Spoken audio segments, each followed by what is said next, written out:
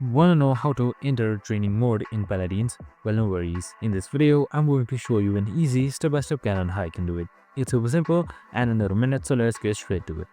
Now, first things first, simply open up your Paladins game, and once you've opened it up, you should be provided with this interface right here.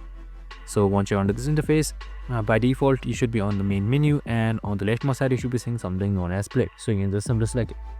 So once you're ready to play, make sure your reasons and everything is on point. So you should be default by under quick play on top right here, and on the third side you should be seeing training, so you can just simply select that. Now here is your training mode, so you can just simply select any one of these. You can either go to the shooting range, siege range, and team deathmatch, and much more, where you can play with AI opponents as well. And that's it, super simple and easy. I hope this video helped. If it did, make sure to like, subscribe, and tune in with us for more of these videos. Have a good day, and this is how you easily enter training mode in Paladins. See you in the next one.